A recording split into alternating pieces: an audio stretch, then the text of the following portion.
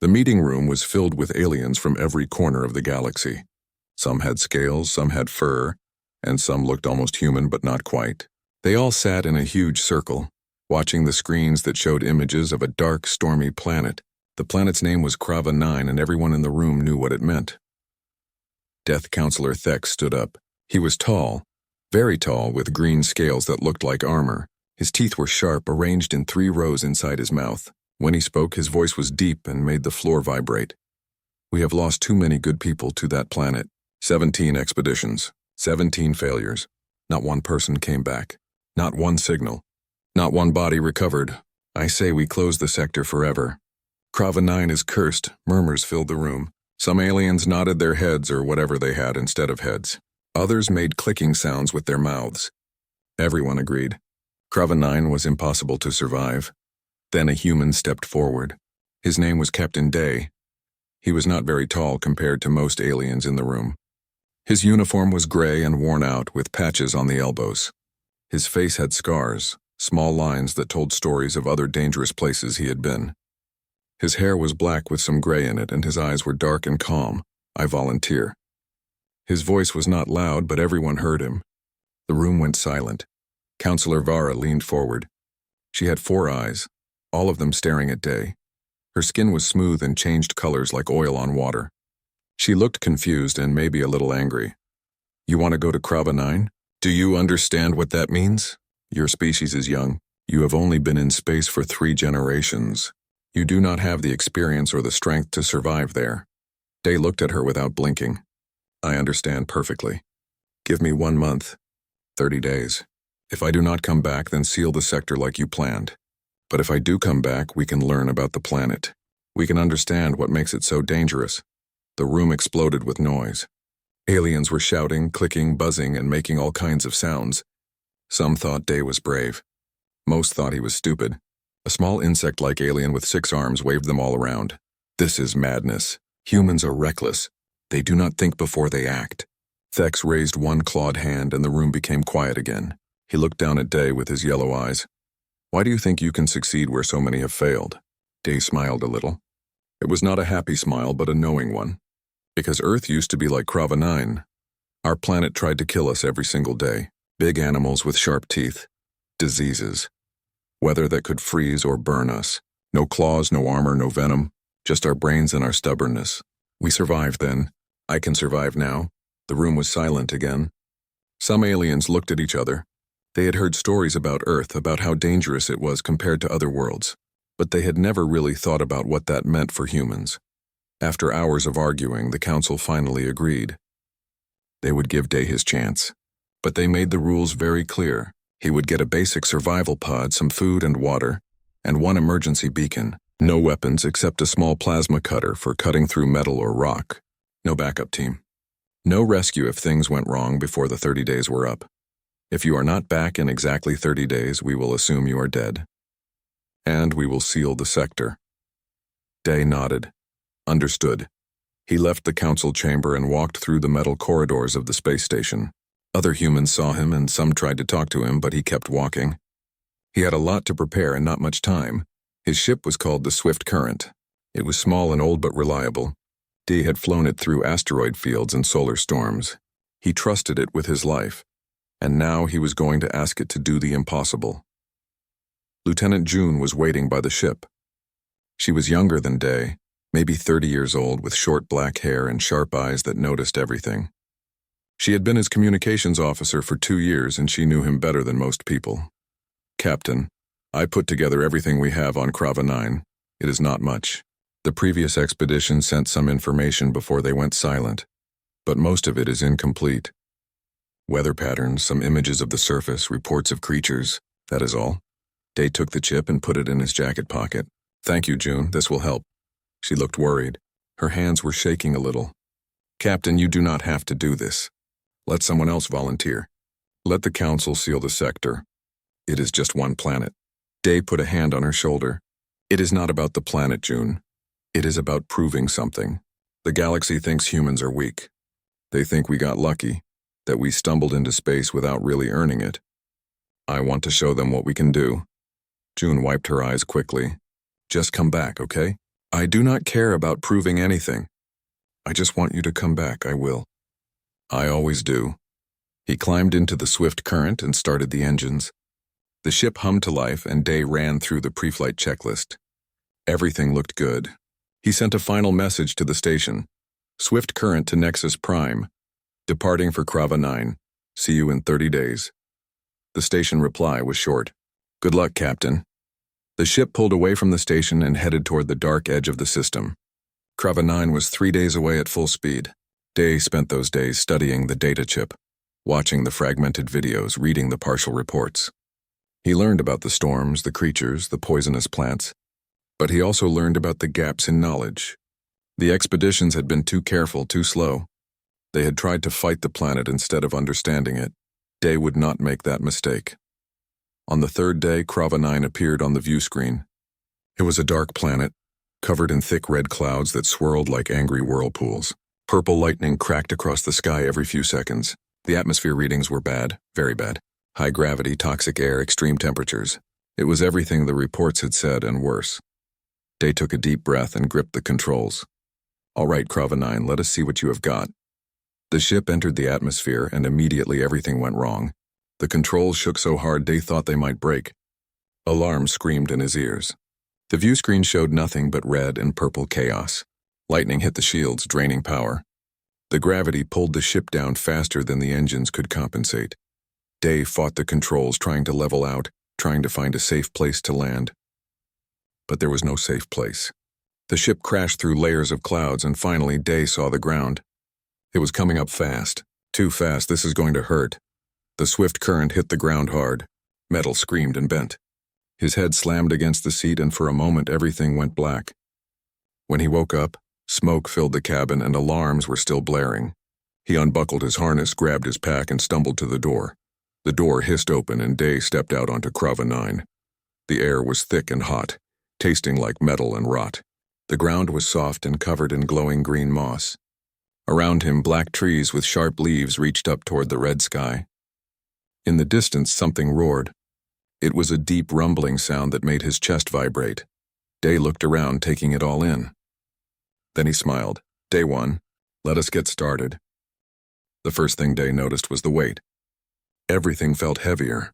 His pack, his boots, even his arms when he lifted them. The gravity was stronger here than on Earth, making every movement require more effort.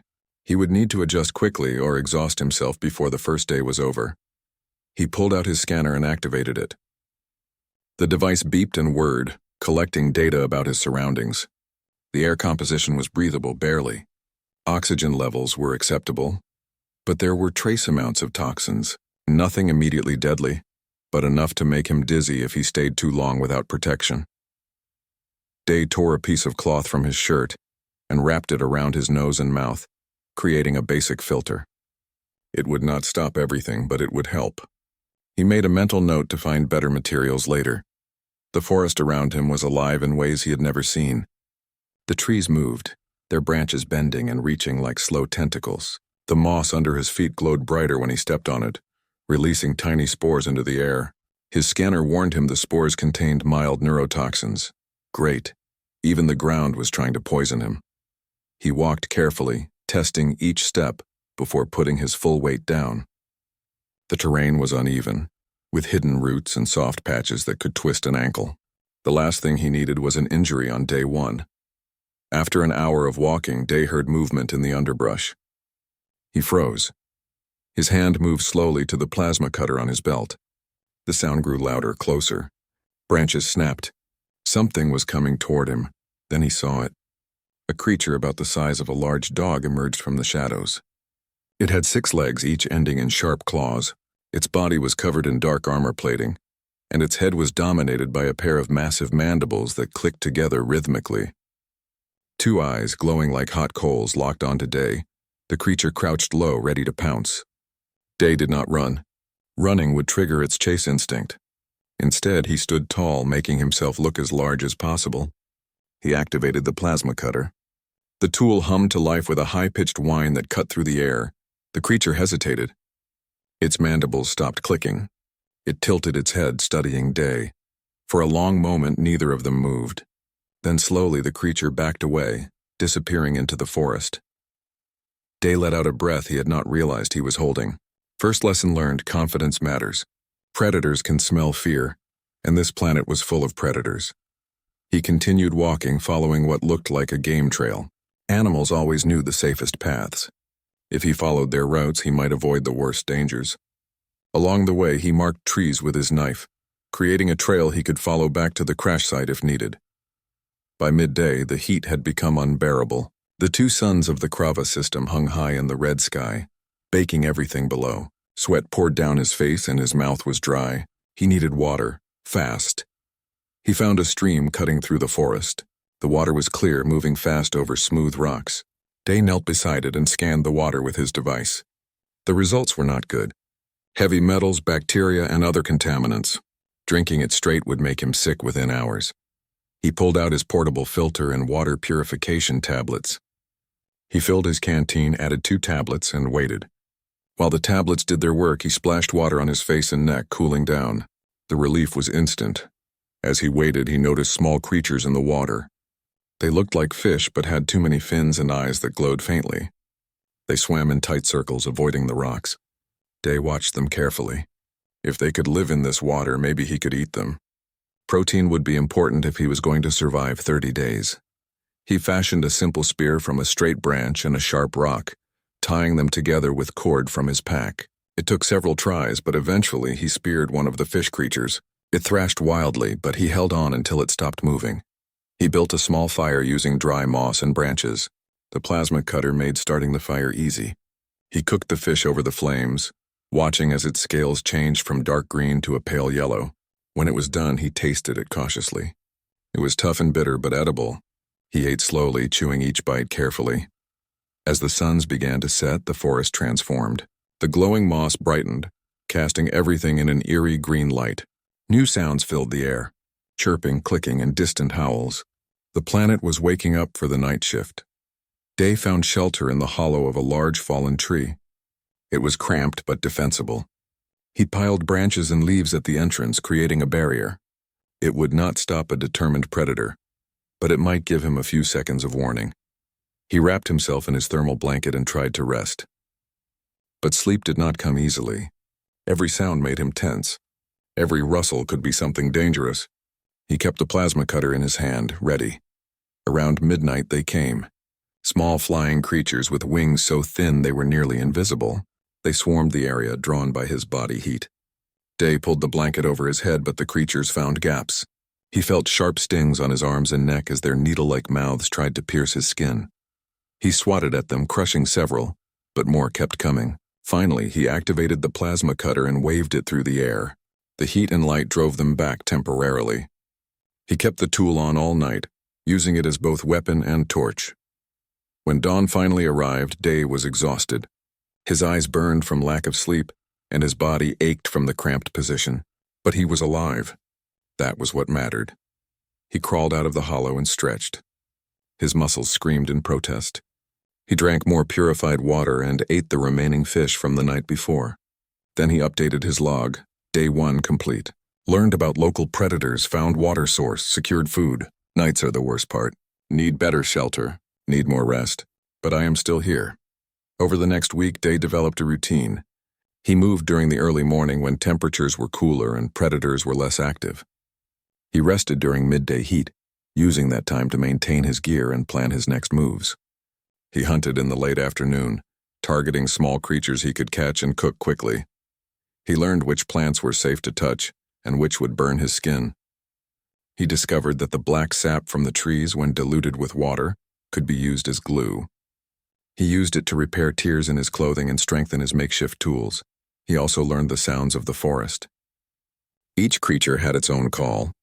The 6-legged hunters made a low growling sound. The flying insects buzzed in high frequencies. The larger predators, the ones he had not seen yet, announced themselves with deep roars that echoed for kilometers. On day 5, Day found something interesting. Deep in a canyon, half buried under vines and moss, was a structure. It was made of metal, smooth and artificial. The entrance was partially collapsed, but he could squeeze through. Inside, the air was stale and cold. His scanner showed no immediate threats. He moved carefully, his plasma cutter lighting the way. The structure had been a base or outpost, now abandoned. Equipment lay scattered across the floor, corroded and broken. Then he saw them. Skeletons. Still wearing environmental suits, their bones picked clean. One of the previous expeditions had made it this far. They had built a shelter, tried to survive, but something had gone wrong. Day searched the area carefully. He found data pads, most of them too damaged to read, but one still had power. He activated it and a voice crackled through the speaker. The recording was fragmented, full of static, but the message was clear enough. We underestimated them. The creatures here are not just animals. They hunt in packs. They coordinate. They learn.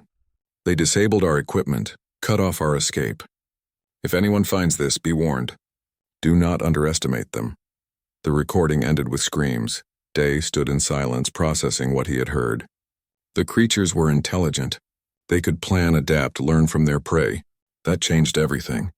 He could not just react to threats. He needed to think several steps ahead. He gathered what supplies he could from the ruins.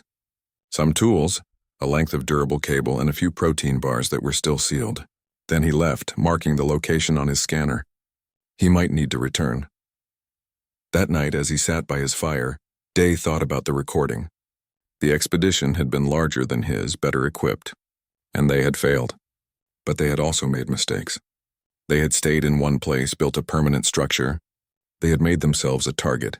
Day would not make the same mistake. He would keep moving, stay unpredictable. He would treat Krava-9 not as an enemy to be conquered, but as a puzzle to be understood. As the fire died down and the night sounds grew louder, Day smiled to himself. This planet was trying to kill him, yes, but he was trying to survive, and humans were very, very good at surviving. By the end of week 2, Day had changed. His body had adapted to the heavy gravity, and his muscles were stronger. His skin had darkened from constant exposure to the double suns. His movements had become more efficient, more deliberate. He no longer wasted energy on unnecessary actions. He had also learned to read the planet. The way the moss glowed brighter before a storm, the patterns of animal calls that warned of approaching predators, the subtle shifts in wind direction that indicated changes in temperature. Krava-9 had a rhythm, and Day was learning to move with it instead of against it. His gear had evolved too. His clothing was now patched with animal hide, giving him better protection against the sharp vegetation. He had woven a crude basket from plant fibers to carry supplies. His spear had been upgraded with a bone tip from a creature he had killed for food. He looked less like a spaceship captain and more like a survivor. But survival was no longer enough. Day wanted to understand this place. He began to explore more aggressively, venturing into areas he had previously avoided. He wanted to see everything Krava-9 had to offer. On day 14, he discovered something remarkable. A valley where the trees were different. Instead of black bark and sharp leaves, these trees had smooth silver trunks and wide, translucent leaves that caught the light like stained glass. The ground was covered in soft purple grass that swayed in the breeze. It was beautiful, peaceful. For the first time since landing, Day felt something other than tension. He sat down in the grass and simply breathed. The air here was cleaner, easier to inhale. His scanner confirmed it. Lower toxin levels, higher oxygen content. This valley was a sanctuary. He spent the afternoon exploring the valley. He found a waterfall cascading into a pool of crystal-clear water. The pool was surrounded by smooth rocks that reflected the light in rainbow patterns. Small, harmless creatures lived in the water, their scales shimmering like opals. Day filled all his containers with the clean water. He even allowed himself the luxury of a bath, washing away 2 weeks of dirt and sweat. The cold water was shocking at first, but it felt incredible. He scrubbed his clothes and laid them out on the rocks to dry in the sun. As he relaxed by the pool, he thought about how wrong the council had been. They saw Krava-9 as nothing but a death trap. But it was more than that. Yes, it was dangerous. Yes, it was harsh. But it was also alive in ways most planets were not. It had complexity, diversity, even beauty. It just demanded respect. That night, he slept better than he had since arriving. The valley was quiet, sheltered from the worst of the nocturnal predators. He woke at dawn feeling refreshed, ready to continue his journey. On day 16, Day encountered his first major challenge. He was tracking a herd of herbivores, hoping to understand their migration patterns, when he realized he was being followed. Something large was stalking him, staying just out of sight. He spotted movement in the trees. Not just one creature, but several. They were coordinating, surrounding him. The six-legged hunters. A pack of them. They had learned his patterns, waited for the right moment, and now they were closing in. Day did not panic. Panic would get him killed. Instead, he analyzed the situation. He was in a clearing with limited escape routes. The creatures were faster than him, and there were too many to fight. He needed to change the game. He spotted a cluster of the trees with the black sap. He ran toward them, the pack giving chase. At the last second, he grabbed a branch and swung himself up into the tree. The creatures circled below, their mandibles clicking in frustration. But Day was not done. He broke off several branches heavy with sap and threw them down. When the sap hit the glowing moss on the ground, it ignited. Fire spread quickly, creating a barrier between him and the predators. The creatures backed away, unwilling to cross the flames. Day waited in the tree until the fire died down and the pack moved on. Then he climbed down carefully and continued walking. He had learned another lesson. The environment itself could be a weapon. The planet provided tools for those smart enough to use them. Over the following days, Day began to test the limits of what was possible. He hunted larger prey using traps made from vines and sharpened stakes. He experimented with different plants, discovering which ones could be eaten and which had other uses. One plant produced a thick oil that burned slowly, perfect for lamps. Another had roots that, when ground into paste, could treat minor wounds. He also started collecting. A fang from one of the six-legged hunters. A crystal he found in a cave that glowed softly in the dark. A feather from a massive bird-like creature that had circled overhead. Each item was proof of his journey, evidence that he was not just surviving but thriving. On day 20, Day climbed to the top of a ridge and looked out over the landscape. From this height, he could see the forest stretching for kilometers in every direction. He could see the valley with the silver trees, the canyon where he had found the ruins, and far in the distance the crash site where his ship lay broken. He realized something profound in that moment. He was no longer afraid. The planet had thrown everything at him, and he had adapted. He had learned its rules and played by them. He had become part of the ecosystem, just another predator trying to survive. That night, he updated his log with a new entry. Day 20. I understand now. This planet is not cursed. It is just honest. It does not pretend to be safe. It does not hide its dangers. Everything here is trying to survive, and that includes me. Earth was like this once before we tamed it. Maybe that is why I feel almost at home. On day 22, Day had an encounter that would stay with him forever. He was by the river, refilling his water containers when he felt the ground shake. The vibrations were rhythmic, heavy. Something massive was approaching. He looked up and saw it. The apex predator of Krava 9.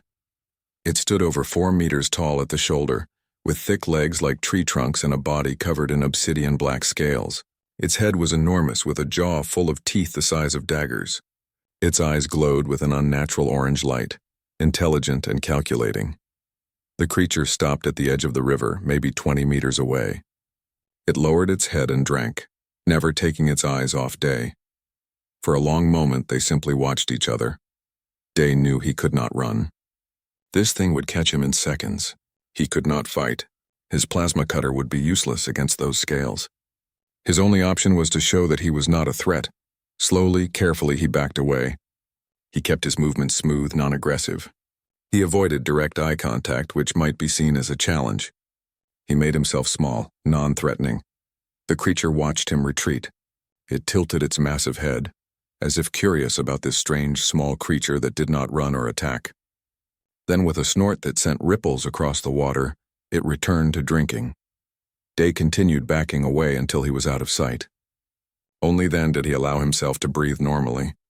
His hands were shaking and his heart was pounding. But he was alive. He had met the king of Krava 9 and lived to tell about it. Later, as he sat by his fire, he thought about that encounter. The creature had spared him. Maybe it had not been hungry. Maybe it had not seen him as a threat worth eliminating. Or maybe, just maybe, it had recognized something in him. A fellow survivor. A kindred spirit, whatever the reason, Day took it as a sign. He had been accepted in a way. He had earned his place on this planet, at least temporarily. The final week passed quickly. Day spent his time preparing for the journey back to the crash site. He gathered extra food, made sure all his equipment was in good condition, and carefully packed his collection of souvenirs. Each item had a story, and he wanted to share those stories with the galaxy. On day 28, he began the trek back. It took 2 days of steady walking, retracing the path he had marked weeks earlier. When he finally saw the swift current, battered and broken but still recognizable, he felt a strange mix of emotions: relief, sadness, pride. He entered the ship and found the emergency beacon. It had survived the crash, protected by its reinforced casing. He activated it, sending a signal out into space. Then he sat down to wait. He had done it. 30 days on Krava 9, 30 days of hell, 30 days of wonder, and he had survived. The rescue ship arrived exactly on schedule 30 days after Day had landed. It descended through the atmosphere with far more caution than his crash landing, taking nearly an hour to reach the surface safely. The ship touched down in the clearing near the swift current, its engines kicking up clouds of glowing moss spores. Day stood at the edge of the clearing, watching the ship land. He had cleaned himself up as much as possible, but he still looked wild. His uniform was torn and patched with animal hide. His hair had grown long and tangled. His face was darker, weathered by the harsh suns, but his eyes were bright and alive. The rescue ship door opened and a young pilot stepped out. Her name was Hannah, a member of the insectoid Catharn species. Her compound eyes went wide when she saw Day standing there, very much alive. "Captain Day, you are alive? How is this possible?" Day smiled and walked toward the ship. "I told them I would come back. Humans are stubborn like that." Hannah looked around nervously, her antennae twitching. "This planet killed 17 expeditions. How did you survive?" "I learned the rules. I adapted, and I respected what this place is. Now can we leave? I have some things to show the council." Day climbed aboard the rescue ship with his pack slung over his shoulder. The pack was heavy, filled with his collection of souvenirs. As the ship lifted off, he took one last look at Krava 9 through the viewport. The red clouds, the black forests, the distant mountains. It had tried to kill him every single day. But in a strange way, he would miss it. The journey back to Nexus Prime took 3 days. During that time, Hannah asked him endless questions about his experience. What did he eat? How did he find water? What were the creatures like? Day answered them all, enjoying the chance to finally talk to someone after 30 days of solitude. Word of his survival spread quickly through the ship and then to the station. By the time they docked at Nexus Prime, a crowd had gathered. Humans, aliens, station personnel, everyone wanted to see the man who had survived Krava 9. Lieutenant June pushed through the crowd and threw her arms around Day. "You did it. I knew you would come back." Day hugged her back, grinning.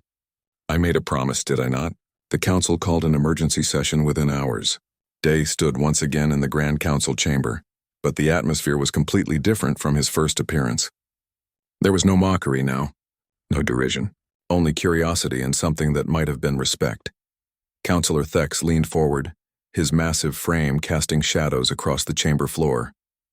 "Captain Day, you have accomplished what we believed impossible. Tell us, how did you survive?" Day reached into his pack and began laying items on the table in front of him. First the fang from the 6-legged hunter, as long as his forearm and sharp as a blade. Then the glowing crystal from the cave, which pulsed with a soft blue light. Next, the massive feather from the bird creature, its patterns shifting in the light. The vial of black sap, a piece of the purple grass from the valley. Each item was exotic, dangerous, and beautiful in its own way. The council members stared at the collection in amazement.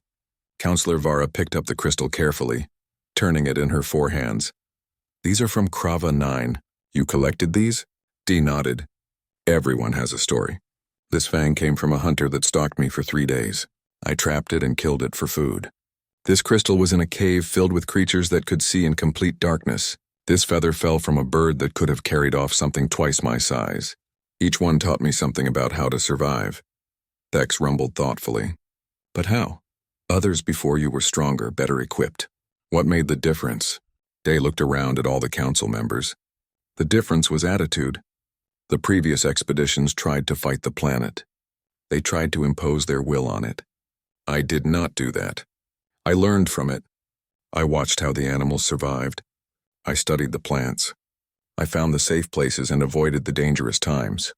I did not try to conquer Krava 9. I just tried to live on it." He paused, choosing his words carefully. Humans evolved on a death world. Earth was not kind to us. We had to be clever to survive. We had to adapt. We had to learn. That is what I did on Krava 9. I used the lessons our ancestors learned millions of years ago. The chamber was silent. The council members looked at each other, and Day could see them thinking.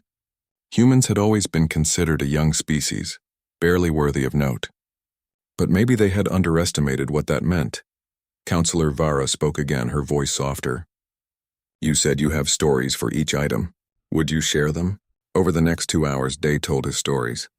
He described the first night fighting off the swarms of flying insects. He talked about finding the ruins and hearing the warning from the previous expedition. He explained how he had outsmarted the pack of hunters using fire. He spoke about the peaceful valley and the crystal-clear pool. And he told them about his encounter with the apex predator, the moment he had looked into the eyes of the most dangerous creature on the planet and lived. The council listened in silence. Some of them took notes. Others simply stared, trying to imagine what Day had experienced. When he finished, there was a long pause. Finally, Thex spoke. "Captain Day, you have changed our understanding of what is possible. The council will not seal the Krava 9 sector. Instead, we will designate it as a research site. With your notes and guidance, we can learn more about this planet." Day nodded. "I will help however I can, but I have one request. Speak. Respect the planet. It is not evil. It is not cursed. It is just honest about what it is. Anyone who goes there needs to understand that. They need to be humble. They need to learn. If they go there thinking they can dominate it, they will die just like the others." Thex dipped his head in acknowledgement. "We understand. Your wisdom will guide our future efforts." The session ended and Dee left the chamber. As he walked through the corridors of Nexus Prime, other humans stopped him to congratulate him. Some wanted autographs, others just wanted to shake his hand. The news had spread throughout the human community. Captain Day had done the impossible. June fell into step beside him. "You are famous now, Captain. Everyone is talking about you. They are calling it the Krava 9 miracle." Day shook his head. "It was not a miracle. It was just survival. Humans have been doing it for a long time." "Maybe. But you showed everyone what we are capable of. You changed how the galaxy sees us." They walked in comfortable silence for a moment. Then Day spoke again. "You know what the strangest part was? I almost did not want to leave. That planet tried to kill me every day, but I understood it. It was honest. It did not pretend to be something it was not. There is something pure about that." June looked at him with concern. "Are you saying you want to go back?" Day smiled. "Maybe someday. But first I need a long shower, a good meal, and about 3 days of sleep." Over the following weeks, the story of Captain Day spread throughout the Galactic Union. The souvenirs he had collected were placed in the Galactic Museum, in a special exhibit. Scientists studied his notes, learning about the ecosystem of Krava 9.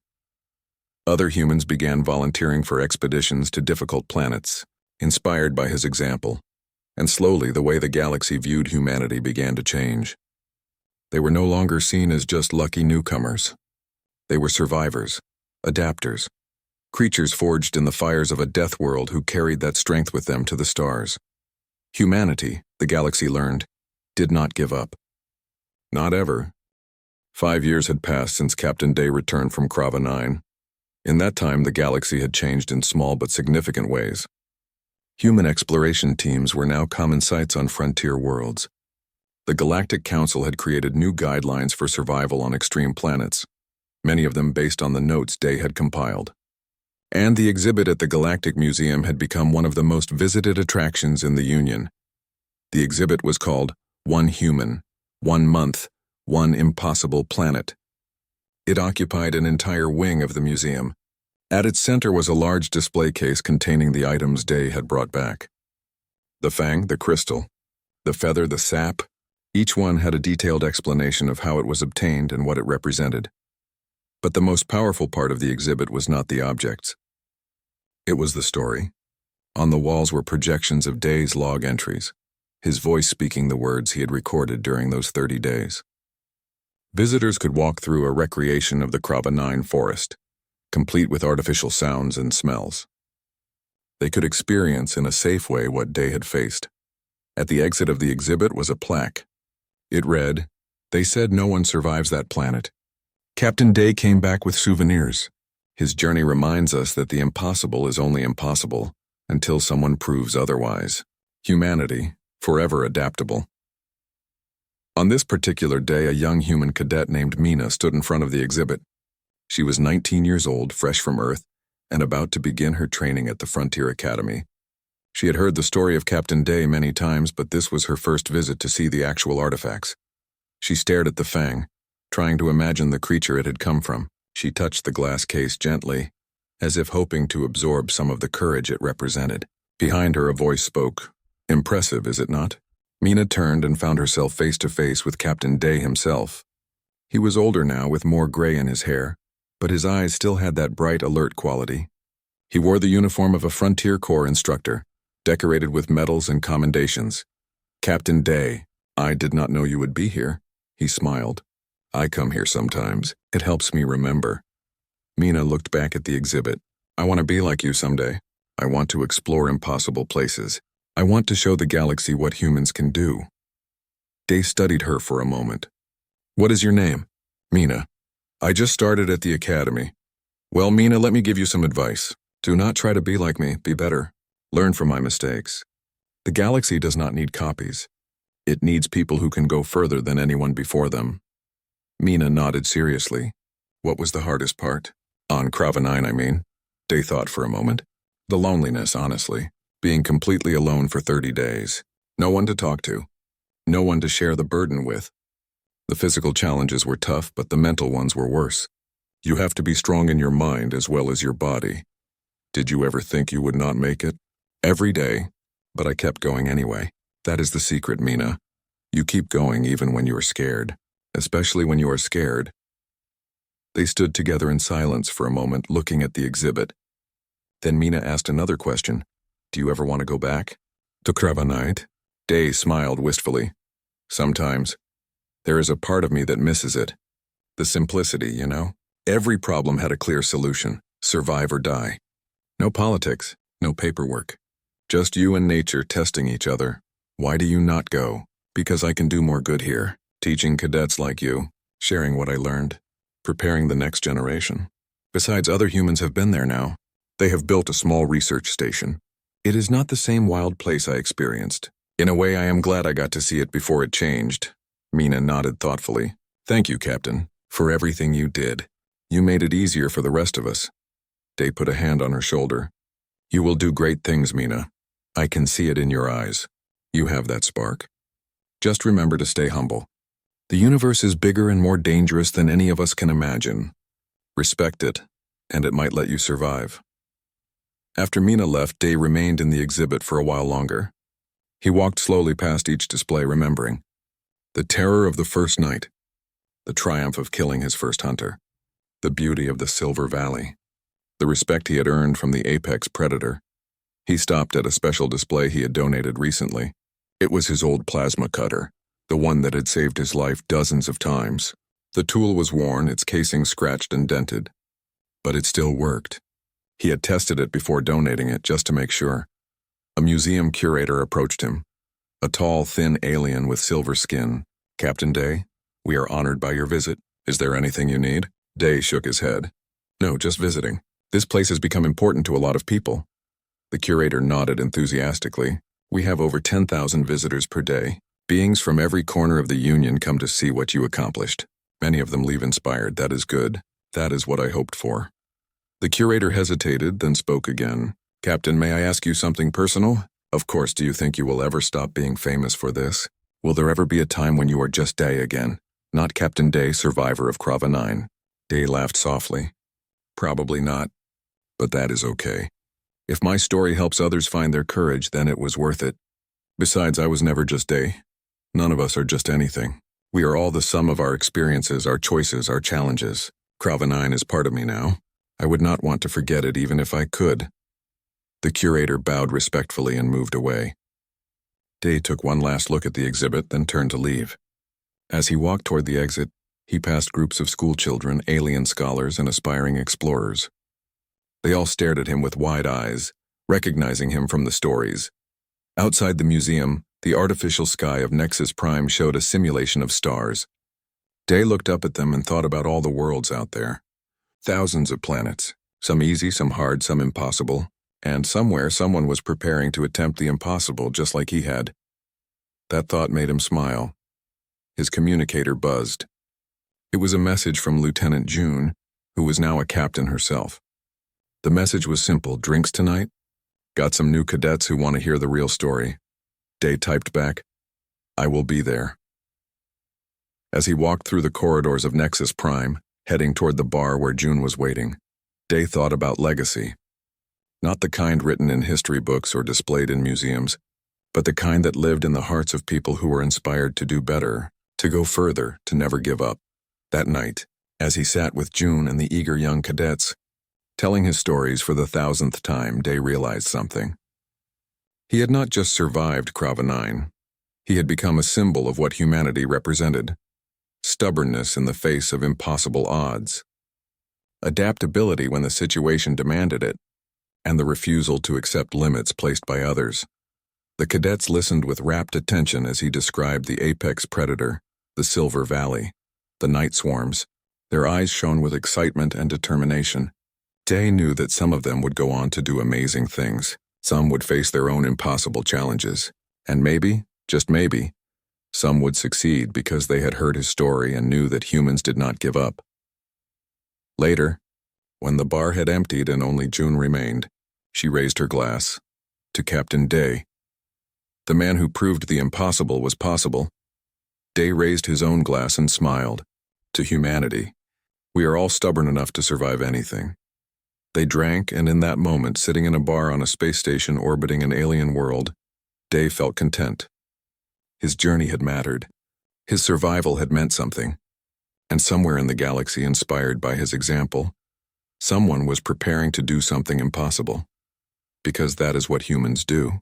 They take the impossible and make it real. They look at death worlds and see opportunities. They hear no and turn it into yes. They survive always the end.